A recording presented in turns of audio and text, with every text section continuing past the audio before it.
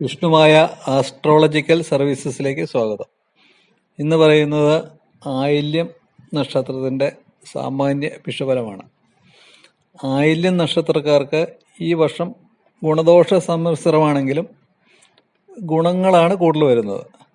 ഇവർക്ക് അപ്രതീക്ഷിത സാമ്പത്തിക നേട്ടങ്ങൾ വരാം, ചിലപ്പോൾ അതുപോലെ തന്നെ ചിലപ്പോൾ സാമ്പത്തിക നഷ്ടങ്ങളും വരാം, രണ്ടുമുണ്ട്.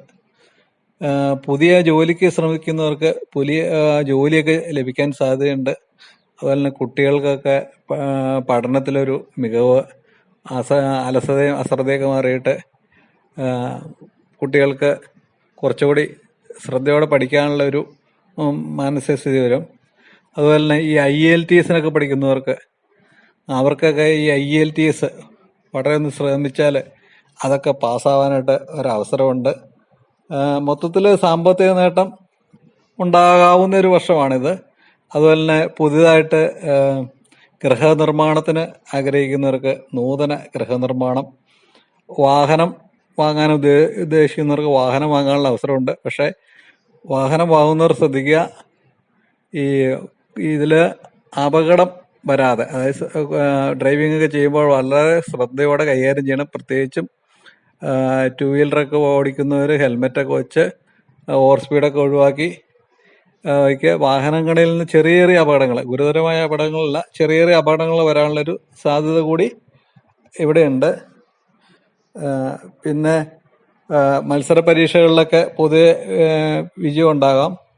പെട്ടെന്ന് ഉയർച്ച വരും, പെട്ടെന്നൊരു താഴ്ച. അതൊരു പൊതു സ്വഭാവമാണ്, ആയില്യം നക്ഷത്രക്കാരുടെ ഒരു പൊതു സ്വഭാവമാണ്. പെട്ടെന്നൊരു ഉയർച്ച വന്നിട്ട് പെട്ടെന്നൊരു താഴ്ച. പക്ഷെ വളരെ ശ്രദ്ധയോടെ കൈകാര്യം ചെയ്താൽ അത് നമുക്ക് ഓവർകം ചെയ്ത് പോകാവുന്ന കേസേ ഉള്ളൂ.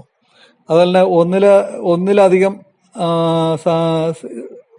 സ്ഥലങ്ങളിൽ നിന്ന് വരുമാനം, അതായത് സ്രോതസ്, ഒന്നിലധികം സാമ്പത്തിക സ്രോതസ്സിൽ നിന്ന് വരുമാനം വരാം. അപ്രതീക്ഷിതമായിട്ട് ധനയോഗം വരാം. അങ്ങനെ പല രീതിയിലുള്ള മൊത്തത്തിൽ സാമ്പത്തികമായിട്ട് നേട്ടമാണ് കൂടുതൽ വരുന്നത്. വിവാഹം ആലോചിക്കുന്നവരൊക്കെ ഉണ്ടെങ്കിൽ വളരെ ശ്രദ്ധിച്ച് ജാതകമൊക്കെ നോക്കി പങ്കാളിയുടെ കുടുംബ പശ്ചാത്തലം ഒക്കെ എല്ലാം വളരെ ശ്രദ്ധയോടെ നോക്കിയിട്ട് വേണം വിവാഹം നടത്താനായിട്ട്. വളരെ ശ്രദ്ധയോടെ, വിവാഹ കാര്യങ്ങളിൽ വളരെ ശ്രദ്ധ വേണം. സർക്കാർ ജോലിക്കാർക്ക് പൊതുവെ സ്വല്പം ദോഷകരമായ അവസ്ഥയാണ്. ചിലപ്പോൾ എന്തെങ്കിലും ട്രാൻസ്ഫറോ അല്ലെങ്കിൽ എന്തെങ്കിലും ഒരു ചെറിയ സസ്പെൻഷനോ, അതായത് ചെയ്യാത്ത കുറ്റത്തിന് നമ്മൾ ബലിയാടാക്കപ്പെടാവുന്ന ഒരു അവസ്ഥ കൂടിയുണ്ട്. അതുപോലെ തന്നെ ഈ ബിസിനസ്സുകാർക്കും അതുപോലെ തന്നെ ഈ കാർഷിക വൃത്തി ചെയ്യുന്നവർക്കൊക്കെ സാമാന്യം നല്ല സമയമാണിത്. മൊത്തത്തിൽ ഗുണദോഷ സമ്മിശ്രമാണെങ്കിലും ഗുണഫലങ്ങളാണ് കൂടുതൽ വരുന്നത്.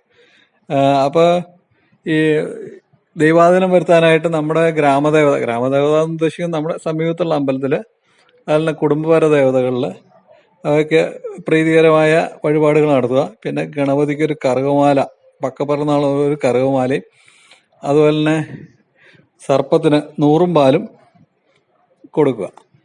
ഇത്തരം കാര്യങ്ങൾ ചെയ്താൽ പൊതുവെ ശുഭകരമായിട്ട് വരും. ഈ ചാനൽ നിങ്ങൾ ഇഷ്ടപ്പെട്ടുവെങ്കിൽ ഇത് സബ്സ്ക്രൈബ് ചെയ്യുക, ലൈക്ക് ചെയ്യുക, ഷെയർ ചെയ്യുക. നമസ്തേ.